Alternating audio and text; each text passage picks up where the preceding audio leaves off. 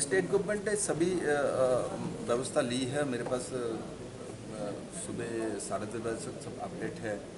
जिन जिन जगह में बारिश हुई है, बिजली नहीं है, जैसे 79 टीला में जो हमारा ट्रांसफार्मर है वो उसका तेल वगैरह निकल गई है। डिप्टी सीएम जिष्णुदेव वर्मा जी गए ऑन द स्पॉट अनाउंसमेंट किया है। उसको हो सकता है एक डेढ़ घंटे के अंदर हो गया हो जाएगा कंप्लीट।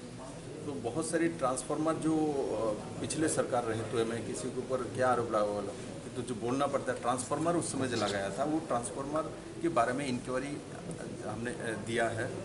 डिप्टी सीएम ने जो पावर मिनिस्टर है उन्होंने इंक्वायरी दिया है। इंक्वायरी की रिपोर्ट आने के बाद आपके सामने रख देंगे। और ट्रांसफार्मर किस क्वालिटी की थी, क्या थी, क्यों इसको आपके 1 साल के अंदर ऐसे सब खराब हो जाते, कुछ भी हो तुरंत एक साइक्लोन होती है, एक साथ 60-70 ट्रांसफार्मर 200-250 ट्रांसफार्मर उड़ जाता है, तो उसको रिप्लेस करना तुरंत कितना कठिन काम होती है। तो ये क्यों उस तरीके से लगाया गया है वो हम इंक्वायरी कर रहे हैं। इंक्वायरी का रिपोर्ट आए तो पब्लिक के सामने, हम जनता के सामने रखेंगे, आपके सामने भी रखेंगे।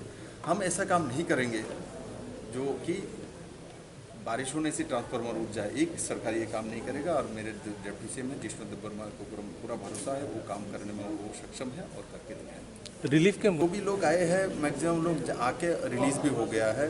ये 3-4 बार हुई है, छोटे छोटे धर्मनगर में हुई है, कैलाशहर में हुई थी और मोहनपुर में कल जैसे थोड़ा साइक्लोन वगैरह हुई है उससे कुछ क्षति हुई है। रतनलाल नाथ जी शिक्षा मंत्री उस एरिया में गए हैं, कल भी गए हैं, आज भी जाएंगे। सुबह हमसे बात हुई है।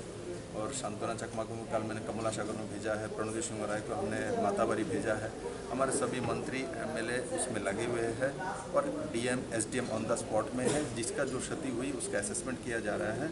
और मैं मानता हूँ इस विषय में मैं एकदम मैंने गर्व के साथ मैं बोल सकता हूँ, इस गवर्नमेंट आने के बाद डिजास्टर में जिस तरीके से इसी त्रिपुरा सरकार के ऑफिसर और जो एमएलए मंत्री मिनिस्टर सब लग के इसको मुकाबला करता है, ये पहले दिख नहीं रहा था त्रिपुरा में, ये दिखता है।